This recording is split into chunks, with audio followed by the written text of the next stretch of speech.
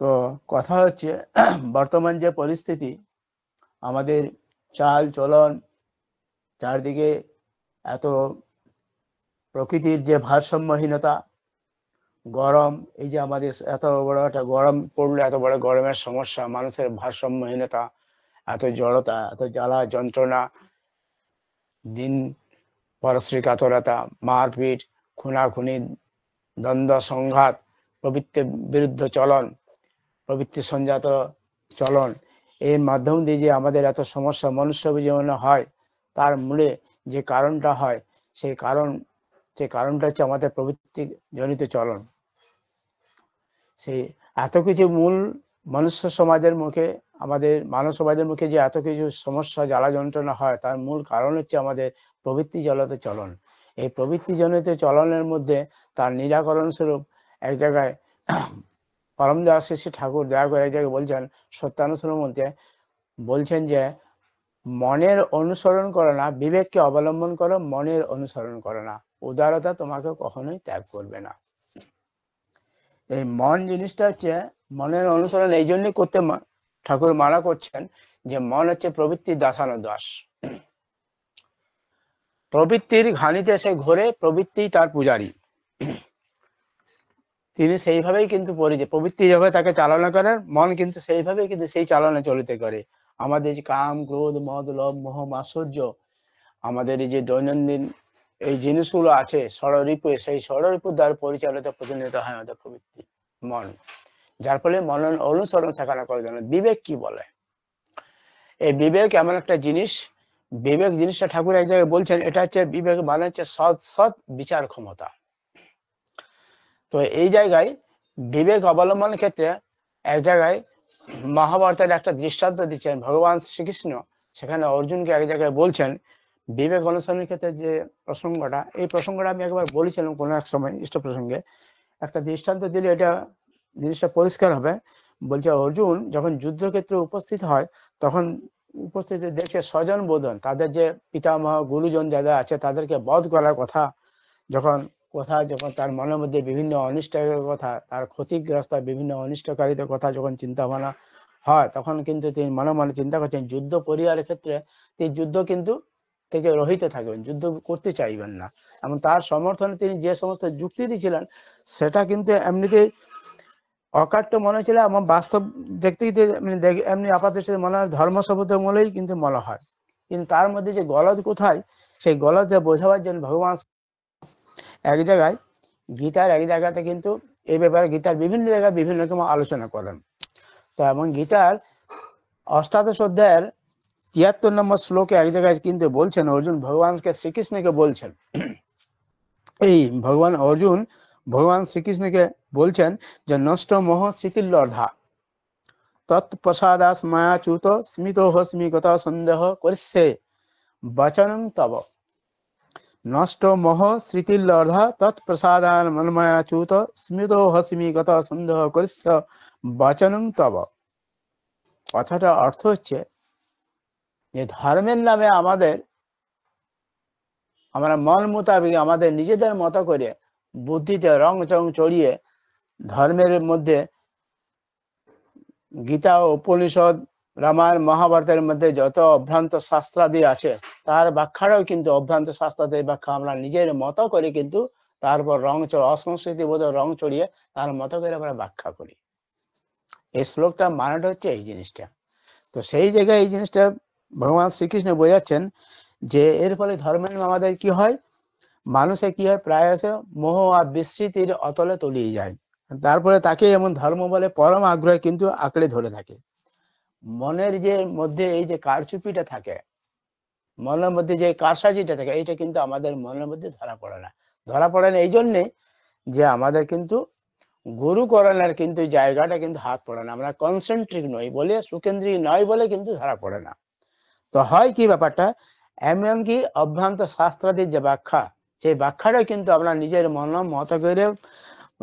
মতো করে ব্যাখ্যা করি সেটাকে। যার ফলে কি হয়, সেই ভুল ভাঙতে গিয়ে সেই ভুলটাকে ধরানোর জন্য কিন্তু আমাদের রক্ত মাংস সংকুল গুরু, অর্থাৎ গুরুর গুরু, সৎ গুরুর কিন্তু এখানে প্রয়োজনটা হয়। সদ্গুরু মানে যিনি বৈশিষ্ট্য পালি অপরিয়মান, যিনি কিন্তু শাশ্বত সত্তা, আমাদের বিশ্ব প্রকৃতির মাঝে প্রতিটি সত্তার কিন্তু যিনি সমাহার স্বরূপ, সেই গুরুর গুরু অর্থাৎ সদ্গুরু, সৎ বিগ্রহ যিনি, প্রেমের মূর্ত বিগ্রহ, একমাত্র তিনিই কিন্তু সেই ভুলটা কিন্তু ভাঙাতে পারেন। তার হাতে না পাড়া পর্যন্ত কিন্তু আমাদের মানুষের কি হয়, আমাদের যে মনগড়া ধর্মবোধের যে মোহটা, সেই মোহটা কাটে না, জ্ঞান চক্ষু কিন্তু এতে উন্মিলিত হয় না। মানুষ আমরা কি করি, আমরা নিজের স্তর অনুযায়ী মনন ধারণার কিন্তু ঘানিতে ঘুরপাক খায়। অর্থাৎ প্রবৃত্তি কেন্দ্রিক যখন চলন হয় তখন কিন্তু বিভিন্ন রকম খেয়াল কিন্তু প্রতিনিয়ত গোলক ধাঁধার মতো, দেখবেন মিউজিক প্লেয়ার বা সিডি প্লেয়ার যখন বাজায়, দেখবেন তার যে ভাইব্রেশন গুলো হয়, আমাদের মনটা কিন্তু অত ঠিক ওইরকম তদ্রুপ কিন্তু অত দ্রুত গতির প্রতিটি মুহূর্তে কিন্তু কিছু খেয়াল মাফিক কিন্তু চলেছে। তাই কি হয়, সেটা কিন্তু অসংস্কৃতি বোধের উপর কিন্তু আমরা রং চড়িয়ে তাকেই কিন্তু সাজিয়ে গুছিয়ে আমরা আদর্শ বলে খাড়া করি, আমরা নিজের মতো করে আদর্শ বলে খাড়া করি, অর্থাৎ মনকে আমরা নিজেরকে গুরু ধরে নিই। কিন্তু জীবন্ত গুরু, আদর্শ যিনি, প্রেমের মূর্ত বিগ্রহ যিনি, সত্তার তিনি সত্যতে বিকাশের ব্যক্ত মূর্তি যিনি, তাকে যদি ধরা যায় তখন কিন্তু আমাদের এই ফাঁকিবাজি কিন্তু বুদ্ধিটা খাটবে না, তখন কিন্তু নিজের মতো হিসাব চলবে না, তার কিন্তু যাতা করে তাকে আসতে হবে, আমার আসতে গিয়ে তার যে হিসাব, তার যে নিকাশ, বাঁচা বাড়ার যে বিধি, সেই বিধির ছাঁচে সেই খাপে খাপে তাকে কিন্তু আসতেই হবে, পড়তে হবে। এই ফাঁকি বুঝে গেলেন, তিনি তখন চোখে আঙ্গুল দিয়ে দেখে যায় বাস্তবতায় কোনটা কি, কোনটা সত্য আর কোনটা মিথ্যা, কোনটা ধর্ম কোনটা অধর্ম, কোনটা অন্ধকার কোনটা আলো, কোনটা জ্ঞান কোনটা অজ্ঞান, এই জিনিসটা দেখে যান। তাই হয় দেখি এই যে বিবেক, এই বিবেকের আবার গোলমাল সমস্যাটা হয়, বিবেকের মানেটা হচ্ছে সৎ বিচার ক্ষমতা। এটা কিন্তু আমাদের কিন্তু বিবেকটা হয় কিন্তু সবার কিন্তু সমান নয়। এখানে যাদের আমাদের প্রত্যেকের চলন ব্যক্তিগত বৈশিষ্ট্য, সবাই কিন্তু স্বকীয় অবস্থায় কিন্তু সত্তা, স্বকীয় বৈশিষ্ট্য অনুযায়ী সবাই কিন্তু মহান। এটা ঠাকুর কিন্তু এই বৈশিষ্ট্যের উপর এই জিনিসটা ভালোভাবে বলেছে, প্রত্যেকটা মানুষ কেউ কিন্তু ছোট নয়, সবাই স্বকীয় বৈশিষ্ট্য অনুযায়ী নিজের নিজের সত্তা বোধ আর বৈশিষ্ট্যের উপর কিন্তু বৈশিষ্ট্য আমার আধার অনুযায়ী কিন্তু সবাই কিন্তু মহান, সে নিজের নিজের জায়গায় কিন্তু ঠিক আছে। এই যার ফলে কি হয়, বোধ আর বৈশিষ্ট্যের আধার অনুযায়ী আমাদের প্রত্যেকের চলন চরিত্র, বোধ, জ্ঞান, ক্ষমতা, অভিজ্ঞতা, সংস্কার যার যেমন বিবেকও তেমনি হয় আমাদের। যার ফলে কি হয়, এটা কিন্তু তার মতো করে আমাদের প্রত্যেকে তার মতো করে, এর মধ্যে যে ভ্রান্তি থাকতে পারে না তা কিন্তু নয়। ঠাকুর বলছেন ভ্রান্তিও থাকতে পারে, বিবেক থাকলেও আবার বিবেককে অবলম্বন করতে বলছে, আবার বিবেককে কিন্তু অবলম্বন করতে বলছেন, কিন্তু তা কিন্তু যে বিবেকের মধ্যে ভ্রান্তি থাকতে পারে না সেটাও কিন্তু ঠাকুর বলছে ভ্রান্তি কিন্তু থাকতে পারে। কেন? বরং অন্তরে মালিন্য থাকার দরুন আমাদের মলিনতা আছে, কিন্তু বেশিরভাগ ক্ষেত্রে বিবেকের সিদ্ধান্ত কিন্তু ভুল হয়ে থাকে, কেননা আমরা প্রবৃত্তি জনিত চলন, এবং কোথাও তার নির্ভুল হলেও মানুষের চলার ক্ষেত্রে বিভিন্ন জায়গায় নিয়ামক হতে পারে কারণ যুক্তি বিচার মানুষকে চালিত করে না, চালিত করে তাকে কিন্তু ভালোবাসার সম্বেগ, যুক্তি বিবেক থেকে যে যুক্তি বিচারটা আসে সে কিন্তু আমাদেরকে মনকে চালিত করে না, চালিত করে আমাদের ভালোবাসার সম্বেগ, যার মধ্যে সেই সম্বেগ আসে কোথা থেকে, টান থেকে, যার টান, টানটা হচ্ছে আমাদের ভাব, আমাদের প্রতিটি ভাব বলা করা যার যেমন তার কিন্তু টান তেমন, এবং টান অনুযায়ী কিন্তু আমাদের সম্বেগ আসে। কিন্তু এই সম্বেগ যেখানে যেমন ন্যস্ত করব তার জীবন গতিও তন্মুখী কিন্তু চলনে চালিত হয়ে থাকে। তাই বিবেক বুদ্ধির অছিলায় মানুষকে অনেক সময় আমাদের অগোচরের দুর্বলতাকে সমর্থন করে থাকে, এমন তার নিজের কাছে তা ধরা পড়ে না, এমনকি অনেক সময় তা ধরতে পারি না আমরা। তাই ভগবান শ্রীকৃষ্ণ অর্জুনকে সেই জিনিসটা বোঝাচ্ছেন যে আমারখানে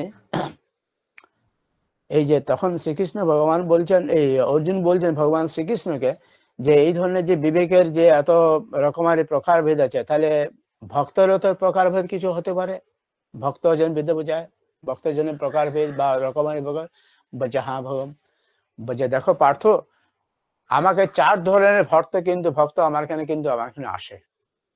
ভজনা করে। প্রথম কথা উনি বললেন যে একটা হচ্ছে এক ধরনের ভক্ত হচ্ছে আর্ত, আরেক ধরনের ভক্ত যিনি আছে সে হচ্ছে অর্থার্থী, আরেক ধরনের ভক্ত সে হচ্ছে জিজ্ঞাসু, আরেক ধরনের হচ্ছে জ্ঞানী। আর্ত যারা হয় তারা কিন্তু দায়ে পড়ে কিন্তু আসে, অর্থাৎ আমি বিপদে পড়েছি, কোনো সমস্যায় পড়েছে, সংসারী মানুষ, আমার মেয়ের শরীর খারাপ বা আমার স্ত্রী ভীষণ কঠিন অসুবিধায় পড়ে গেছে, বা ছেলের কোনো বড় অ্যাক্সিডেন্ট হয়ে গেছে, বা সংসারে অশান্তি ঝুট ঝামেলা বিভিন্ন রকম, পাশের বাড়ি বা আরো অন্য ঠাকুরের কোনো গুরু আশ্রয় আছে যারা চরণ আশ্রিত, এক কাজ করো, ঠাকুরের কাছে যাও, তোমার জ্বালা যন্ত্রণার সমস্যা, ছেলের অ্যাক্সিডেন্ট, ছেলের সমস্যা, অশান্তি, মনোমালিন্য কিছু হচ্ছে, ঠাকুরের কাছে গেলে ঠাকুরের তার দীক্ষা নাও, অনেক কাজ অনেক কিছু দিয়ে হবে। কিন্তু মাঝখানে ভিতরের ব্যাপারগুলো কিছুই কিন্তু সেভাবে, অর্থাৎ পরিপূর্ণভাবে যাজন যে জিনিসটা সেই জিনিসটা কিন্তু বলে দিচ্ছে না। গেলে ঠাকুরকে ধরলে ঠাকুরের তার শরণাপন্ন দীক্ষা টিক্ষা দাও, হ্যাঁ, ঠাকুর ধরে চলো, কাজ হয়ে যাবে। তো এই ধরনের কিন্তু কথা শুনে পর কিছু মোলায়েম চালে যাজনের প্রকাশভঙ্গি সেই স্বরূপ গ্রহণ করেও আমরা কিন্তু ঠাকুর কাছে দৌড়ে যাই দেয়া পড়ে, যে হ্যাঁ গেলে হয়তো আমার বিপদ আপদ, সংসারে জ্বালা যন্ত্রণা কষ্ট, এগুলা হয়তো কিছু লাঘব হতে পারে, সমাধান হতে পারে। সেই শর্তে কিন্তু আমরা তার শরণাপন্ন হই, দীক্ষা নিই, কিন্তু তাকে ভালোবেসে নয়, আমি দায়ে পড়ে বসেছি, তাকে ভালোবেসে নয়। আরেক ধরনের ভক্ত আছে অর্থার্থী, তারা কিন্তু চা পাওয়ার ধান্দা, তাই লোভ লালসাতে আছে কিছু পাবো। কেমন? যদি আমি যাই ঠাকুরের শরণাপন্ন হয়, তাহলে বোধহয় আমার ছেলেটা ভালোভাবে পাশ করে যাবে, ডাক্তার হবে, ইঞ্জিনিয়ার হবে, মেয়েটার বিয়ে হচ্ছে না, মেয়েটার বিয়েও হয়তো যেতে পারে, ভালো ছেলের সাথে বিয়ে হয়ে গেল, কিংবা হয়তো তার দয়াতে হয়তো আমার কিছু লটারিও হয়ে যেতে পারে, কিছু পয়সা পাতিও রোজগার হতে পারে, আমি ব্যবসা যদি করি আমার ব্যবসায় খুব লাভ হয়ে যাবে, ব্যবসা যদি করি, বা পড়াশোনা করছি একটা চাকরি বাকরি হয়তো ভালো হলে হয়ে যেতে পারে। ওরাকে এই ধরনের ভক্ত কিন্তু অর্থাৎ এনারা চা পাওয়ার ধান্দায় আসে। আরেক ধরনের ভক্ত যারা, তারা জিজ্ঞাসু, ইনাদের উদ্দেশ্য যে ইনাদের যে বলছে সেই তো এই বিশ্ব প্রকৃতির বুকে কিন্তু এত জীব, পরম পিতার দরবারে পশু পাখি কীট পাথর জন্তু জানোয়ার মানুষ, আমরা সবাই তো আছি, কিন্তু আমাদের কাজ কি? খাওয়া ঘুমানো, রোজগার করা, খেয়ে দিয়ে ঘুমানো, এইভাবেই কি জীবনটা আনন্দ ভোগ করে কাটিয়ে দিব? আর কোনো কাজ নেই। সেই খাওয়া দাওয়া, পায়খানা পেচ্ছাপ মলমূত্র, ঘুমানো, আনন্দ উপভোগ নিজের নতুন যদি করি, তাহলে তো পশু পাখিও তাই করে, জন্তু জানোয়ার তো তাই করে। তাহলে তাদের সাথে আমাদের মৌলিক তফাৎটা, ফান্ডামেন্টাল ডিফারেন্সটা কোথায়? এনাদের মধ্যে কিন্তু এই প্রশ্নগুলো আসে। কিছুতে ডিফারেন্স থাকবে। আবার এটাও বলা হয়, শুনেছি নাকি তার সৃষ্টির মূলে ভগবান, মানুষ নাকি তার শ্রেষ্ঠ সৃষ্টিজীব, তার শ্রেষ্ঠ সৃষ্টি যদি হয় তার একটা বিশেষত্ব থাকবে, তার একটা শ্রেষ্ঠত্ব থাকবে। তাহলে আমরা যদি মানুষ হয়ে থাকি, তাহলে আমাদের একটা বিশেষত্ব, সৃষ্টিজীবী হিসেবে আমাদের একটা বিশেষত্ব থাকবে। তাহলে পশু পাখি জন্তুদের মধ্যে তফাৎ করে, তাদের মধ্যে এই প্রশ্নগুলো আসে। তাহলে গুরুকরণ যে করি, ভগবান যেসা খ্রিস্ট, এইগুলোর নামগুলো যে শুনেছি, হ্যাঁ, যেসা খ্রিস্ট, শ্রীকৃষ্ণ ভগবান, রামচন্দ্র, এত গুরু যে এসেছেন, পুরুষোত্তম সদ্গুরু এসেছেন, তাহলে ইনাদেরকে ধরলে আমাদের কোনো পরিবর্তন তো হবে নিশ্চয়ই। তবেই না আমরা শ্রেষ্ঠ। আমাদের যে মনুষ্য জীব, তা আমাদের বিশেষত্ব অন্যান্য প্রাণীর সাথে কোথায়? তাহলে সেই বিশেষত্বের কিন্তু বাস্তব অস্তিত্ব কোথায়? স্যার প্রকৃতির বুকে সেই বাস্তব অস্তিত্বের প্রতিফলন পেতে গিয়ে গুরু কলম বা তাদের সান্নিধ্যে যে আসা দরকার, তাহলে এটা মনে একটা প্রয়োজনীয়তা আছে। এদের মধ্যে এই প্রশ্নগুলো আছে। এনারা হচ্ছেন জিজ্ঞাসু। আরেক ধরনের ভক্ত আছে, তারা হচ্ছে জ্ঞানী। ইনারা জানেন যে জ্ঞানের মূর্ত বিগ্রহ, শান্তির মূর্ত বিগ্রহ যিনি, একমাত্র তাকে ধরলেই বোধ হয় আমরা কিন্তু আমাদের মনুষ্য জন্ম কিন্তু সার্থক হবে। অর্থাৎ মনুষ্য জন্মের যে আমাদের ঈশ্বর লাভ, ভগবত ঈশ্বর প্রাপ্তি, তাকে আপন করার মাধ্যম দিলে তাহলে বোধ হয় দুনিয়ার সুখ ভোগ, পৃথিবীর বুকে আমাদের জন্মগ্রহণের যে উদ্দেশ্য, মনুষ্য হিসাবে সেই উদ্দেশ্য হইতে সার্থকতা ইনাদেরকে ধরেই সম্ভব হবে। এই জ্ঞানী যারা জ্ঞানী হয় তাদের মধ্যে কিন্তু এই জ্ঞানের উন্মেষ কিন্তু কিন্তু তাদের অভ্যন্তরে স্বতই প্রতিফলিত হয়। এখন প্রশ্ন হচ্ছে, ভগবান শ্রীকৃষ্ণ অর্জুনকে আবার বোঝাচ্ছেন, বলছে যারা আর্ত তারা দায়ে পড়ে আসে, দায়ে পড়ে এসে গেলেও কি তাদের কিন্তু কিছু হয় তাকে ধরে? আপনাকে দায়ে পড়ে এসেছে, অর্থাৎ আপনি বললেন অর্থাৎই এরা চাও পাওয়া এসেছে, তো তাদের কিছু লাভ টাভ হয়? বলছে অবশ্যই লাভ হয়। একটা কেউ যদি আর্ত বা অর্থাৎ যে ভক্ত হোক না কেন, সে যদি এসে গিয়ে পরে আমার যদি একটা দিনের জন্য যদি আমার সাথে যুক্ত হয়, সে যদি এই জন্ম কেন 1000 জন্ম ছেড়ে দেয়, কিন্তু আমি তাকে ছাড়তে পারি না। কেন? একটা সময়ের জন্য এসে সে টিমিং এসেছিল, আমার কানেকশন এসেছিল, আমি তাকে ছাড়তে পারি না। যে বিশ্ব প্রকৃতির বুকে এইটাই সৃষ্টির কিন্তু আসল মানে ধর্মের এটাই রহস্য। বলছে আমি তাকে ছাড়তে পারি না। বলছি তাই যদি হয়, যদি ছাড়তে যদি না পারা যায়, বলছে কেমন জিনিসটা? তো উনি যখন ব্যাখ্যা করছেন, শ্রীকৃষ্ণ বলছেন, বলছে তুমি যাও, তুমি গিয়ে পর দেখবে মানুষের বুকে আরো অন্যান্য সমাজের যারা বিদ্যজন মানুষ আছে, জ্ঞানী, প্রফেসর, ডাক্তার, ইঞ্জিনিয়ার, বিদ্যজন জ্ঞানী মানুষ সমাজে বিভিন্ন নাম যশ প্রতিতে বিভিন্ন মানুষ আছেন, যারা সমাজে বুকে যাদের নামডুকু আছে, তাদের কাছে যদি যাওয়া যায়, দাদা আপনি তো আছেন, শিক্ষা দীক্ষা চাকরি বাকরিটা গাড়ি বাড়ি সবকিছু অত্যন্ত সমাজের নাম যশ আছে, সেই মানুষগুলো যেগুলো, দাদা আমি তো শ্রী শ্রী ঠাকুর অনুকূলচন্দ্রের চরণাশ্রিত, দীক্ষায় দীক্ষিত হয়েছে, তার পথে চললে আমাদের জ্ঞানের অনুশীলনে আমরা অপার শান্তি আনন্দ লাভ করতে পারি, মানুষের ভালো হবে, আমার নিজের ভালো হবে, আমার পরিবারের ভালো করবো, পরিবেশের ভালো হবে, ব্যক্তি সমাজ হবে, পরিবেশের সমাজ ভালো হয়ে উঠবে, আমরা প্রত্যেকেই কিন্তু একজন আরেকজনের তলে থাকবো, আনন্দ উপভোগ করবো। আসুন না, আপনিও আসুন, আপনি তো শিক্ষিত মানুষ, আপনাদের তো আরো ভালো কাজ হবে। দেখবেন তাদের মাধ্যমে যেটা বলে ঠাকুর অনুকূল বা কোনো গুরু কথা বলে, কিন্তু বললো না কি দরকার আছে, কোনো প্রয়োজন নেই, কিন্তু ঠিক আছে, আমার কি সমস্যা, এই প্রশ্নগুলো কিন্তু তাদের মধ্যে আমি নিজের জায়গায় ঠিক আছে, কোনো অসুবিধা নেই। আরে তোমরা ধরেছো গুরু ধরে কি হবে, গুরু ধরে না, গুরু আমাকে খাইয়ে দিবে, পরিয়ে দিবে, মাখিয়ে দিবে, প্রশ্নগুলা অত্যন্ত সহজ সরল ভঙ্গিমায় কিন্তু প্রশ্ন আসে, এবং তারা অবজ্ঞা তাচ্ছিল্য বিদ্রুপের কিন্তু ভাষায় সেই ভঙ্গিমায় কিন্তু কথাগুলো বলেন। আরে গুরু করবো, আমার গুরু ধরা কি আছে, আমি নিজেই লেখাপড়া শিখে শিক্ষিত হয়েছি, পড়াশোনা শিখেছি, আমার তো অভাব অভিযোগ কিছুই নেই, টাকা পয়সা ঘর বাড়ি ছেলে আমার প্রতিষ্ঠিত, আমার জ্ঞান বুদ্ধি কম, অত্যন্ত স্বাভাবিক ভাবে এই জিনিস প্রশ্নগুলো আসে।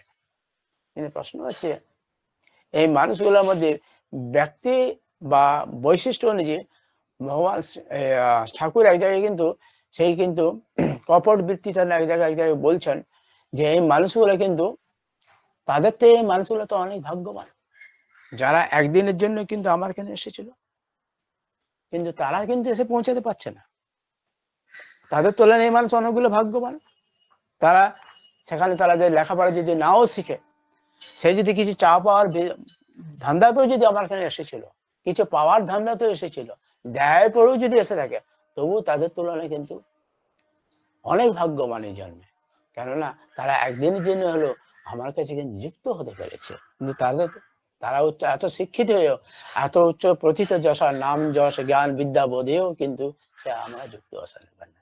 সেই জন্য ঠাকুর এই জায়গায় বলছেন এই সমস্ত মানুষ যারা তাদের সঙ্গে যুক্ত হতে পারে না, তখন বলছেন তাদেরকে বলছেন যে কপট টান বৃত্তি ধর্মে, এক জায়গায় ঠাকুর বলছেন অনুসূচি গ্রন্থে বৃত্তি ধর্মে যে বৃত্তিগুলি ব্যক্তিত্ব তোর, হর খেয়ালে খেলছে ভাটা, কত নাচনে নাচিস রে তুই, হিসেব করে দেখলি সেটা, বানর নাচন নাচলি কত, বাহাবা ও কত পেলি বাতুল, ভাবছিস তুই মস্ত মানুষ, কেউ কি আছে তোর সমতুল, পাগল বেকুব ওরে দিগ্গজ, ক্ষতি কি দেখলি তাই, প্রেষ্ঠ স্বার্থী টান ছাড়া কি অখণ্ড তো তোর বজায়।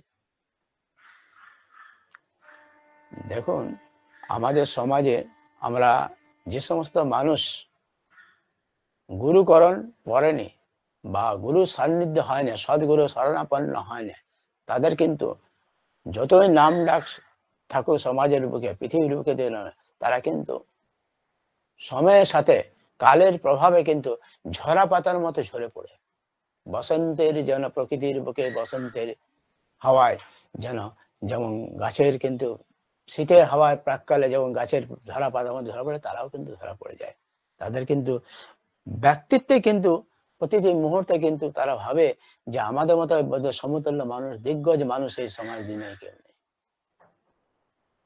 ঠাকুর এই জায়গায় এক জায়গায় মলিন হেসে বলেছিলেন যে এই সমস্ত মানুষদের যে কোনো সময় কিন্তু ধীরে ধীরে কিন্তু ওই অমাবস্যা চাঁদের মতো কিন্তু এরা ধীরে ধীরে ক্ষয়প্রাপ্ত হতে হতে লয় হয়ে যায়, শেষ হয়ে যায়। সেই তুলনায় যদি দেখা যায় তাহলে এদের তুলনায় এই সমস্ত মানুষদের যারা অর্থাৎ এই মানুষ যারা, তাদের কিন্তু অনেক দাম আছে সমাজে, তাদের অনেক দাম। এলেও তারা একদিন জন্য যুক্ত হয়েছিল।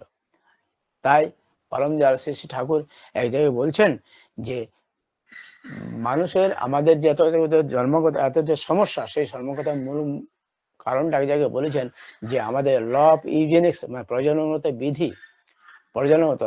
বিধি মানে বিবাহ সংস্করণে কিন্তু ম্যারেজ রিফরমেশনের কথা বলেছিলাম, ল অফ ইউজেনিক্স।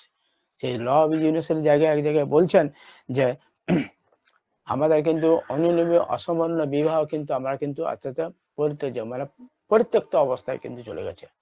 বর্ণ বংশ বিদ্যা আয়ু মেধা স্বাস্থ্য কোনো কিছু কিন্তু কোনো কিন্তু কম্পার্টেবল কিন্তু হয় না। কি করে ছেলে পড়ে, কি চাকরি করে, কোথায় কত রোজগার করে, প্রতিটি জায়গায় সমাজের প্রতিটি জায়গায় জাত পাত কোনো কিছু বিচার হয় না। বিবাহ এভাবেই চলছে, যার ফলে তাদের কিন্তু ফলপ্রসূ হিসাবে তাদের সম্মিলিত পর্যায়ে সেই সন্তান আসছে, সেই সন্তানের কিন্তু সেই ফসল আসছে আমার সমাজের বুকে, তার প্রভাবও কিন্তু সেইভাবে ঘটছে। এই জন্য সেই বাস্তব চিত্র এক জায়গায় দেখছেন ঠাকুর এক জায়গায় বলছেন অনুসূত্রে কপটঠান খন্ড এক জায়গায় বলছেন যে পুরুষ বলি ধরল না মন, বিয়ে করলি তবু পরাক্রমীন বৃত্তি টানে হলি জবু তবু, মনের বরণ হলো না তোর, বরণ করলি শরীরটা, নীলাজ কপট বেকুবি চালি জ্বালিয়ে দিলি সংসারটা, কপট টানে লাই দিয়ে তুই করলি যেমন ঘোরালো পাপ, অন্যের তুই মারলি যেমন সইতে হবে জ্বলন্তা। দেখুন আমাদের বিয়ে কিন্তু বর্তমানে সমাজের কিন্তু বিয়েগুলো হচ্ছে এইভাবেই, কিন্তু পুরুষ পাচ্ছে কিন্তু মন ধরলো না, তবুও কিন্তু বিয়ে করতে হলো। পরাক্রম, যার মধ্যে কিন্তু পরাক্রম হলি যুবুথুব হয়ে গেল, মানে সে লেজে গোবরের মতো অবস্থা। মনের বরণ হলো না তোর, বরণ করলি শরীরটা, মনের মধ্যে মাইন্ড কম্পার্টেবিলিটি, মনের সদৃশ্য ভাব কিন্তু এলো না, মনে কিন্তু ধরেনি। নীলাজ কাপড় বেকুব চালে জ্বালিয়ে দিলি সংসারটা, তারপরে যে সংসার যে সন্তান হলো সেই সন্তান কিন্তু সেইভাবে মনের শরীর বরণ করলো, মনের বরণ হলো। স্বাভাবিক কারণে ভগবদত্ত বিধি প্রজনগত বিধি সংস্কার অনুযায়ী, তার রিফরমেশন অনুযায়ী প্রজনগত বিধির সংস্কার অনুযায়ী যে সন্তান হলো সেই সন্তান সেরকম হলো। এবার বলছে কপট টানে লাই দিয়ে তুই করলি যেমন ঘোরালো পাপ, তার মধ্যে তোমার এই কপটতা থাকলো মনের দিয়ে, তুমি কিন্তু যাকে তুমি বিয়ে করলে জীবন সাথী হিসেবে করলো, তার সাথে এই ব্যবহার আচরণ করে ঘোরালো যে পাপ করলো, অন্যের তুই মারলি যেমন, অন্যের মতো তার স্বামীর কথা বলছে, সইতে হবে জ্বলন্তাপ। অর্থাৎ তার যে সন্তান আসবে সেই সন্তানও কিন্তু একদিন তাকে কিন্তু বৃদ্ধাশ্রমে পাঠিয়ে দেবে। সময় রাতে 50, 60, 70 বড় আস্তে আস্তে নাতে বৃদ্ধাশ্রমে পাঠিয়ে দেবে, তার সেবা শ্বশুর সে পাবে না, সইতে হবে জ্বলন্তাপ। বিধির বৈধি পথে বিধির বিধিসম্মত ভাবে বৈধি পথে কিন্তু তার প্রতিফলন, বাস্তব প্রতিফলন আমরা কিন্তু দেখতে পাচ্ছি প্রতিটি ঘরে ঘরে। ঠাকুর কিন্তু এই বাস্তব প্রতিচ্ছবি আমাদেরকে তখনকার সময় করে করে জিনিসগুলোকে দেখিয়েছেন, নাহলে কিন্তু এইভাবে ভুগতে হবে। আরেক জায়গায় উনি বলছেন যে জন্মগত আমরা যে মনুষ্য জন্ম নিয়েছি, মনুষ্য জন্ম নিয়ে আমরা কাকে ভালোবাসবো আর কাকে বাসবো না, আর বাঁচলে কি হবে, প্রতিদানে কি পাবো, সেই জায়গায় আরেক জায়গায় বলছেন যে বাঁচতে ভালো এসে রে তুই, বাঁচলি ভালো কারে, প্রতিদানেও তাই পাবি তুই, মজলি নিয়ে যারে। আমরা যখন আমাদের জন্মগত যখন আমরা মনুষ্য জন্ম না নেবার আগে তখন আমরা যে এত 84 লাখ জনি পাস করে এসে যখন আমরা মনুষ্য জন্ম নিচ্ছি, আমরা কিন্তু অঙ্গীকারবদ্ধ করেছিলাম যে ভগবত প্রদত্ত পথে চলবো, গুরু গ্রহণ করব, তার সঙ্গ করব, সেবা করব, সমাজ ব্যষ্টি ঘর পরিবার প্রত্যেকটার আমরা দায়িত্ব নিয়ে তোমার কথা আমার মরণ থাকবে। কিন্তু যখন এলাম ধরা দেবে, তখন খাওয়া পরা মাখা সাজ পোশাক ভোগ ভোগ এত কিছু সাজ সরঞ্জাম। একটু সংক্ষেপ করতে হবে দাদা, আরো দুজন আছেন। হ্যাঁ হ্যাঁ, এত কিছু, এই যে দাদা এত কিছু দেখে শুনে তখন দেখলাম আমরা সব ভুলে গেলাম। তার জন্যই ঠাকুর দয়া মানে অত্যন্ত দুঃখের সাথে বলেছেন, বাঁচতে ভালো এসে তুই বাঁচলি ভালো কারে, প্রতিদানে তুই পাবি তুই মজলি নিয়ে যারে। মানে যাকে ভাসলে কিন্তু ভালোবাসলে সবকিছুই পেয়ে, তুমি তাকে ভালোবাসলে না, আর কাকে ভালোবাসলে তুমি, একটা দুঃখের সাথে কথাগুলো বলেছেন। যাই হোক, অত্যন্ত মানে বলার টুকটাক অনেক কিছুই ছিল, কিন্তু সময় অত্যন্ত খারাপ। আরো দুজন দাদা আছে, তাদের কাছ থেকে আমি অল্প নিজের জ্ঞান বুদ্ধি মতো কিছু বললাম। যাই হোক, আমি আমার অনলাইন উপস্থিত সকল ইষ্টপ্রাণ দাদা ভক্তিযুদ্ধের মা, আমি প্রত্যেকের প্রতি, তাদের পরিবার প্রত্যেকের প্রতি সার্বিক মঙ্গল ইষ্টচল জীবন প্রার্থনা করি। তারা যেন নিরল অকপট দীর্ঘায়ু জীবন প্রার্থনা করি। আমার ইষ্ট প্রসঙ্গের স্বল্প ইষ্ট প্রসঙ্গে ভুল ভ্রান্তি যাই বলেছি প্রসঙ্গে এখানেই বিরাজ দিলাম। বন্দে পুরুষোত্তম। জয় গুরু।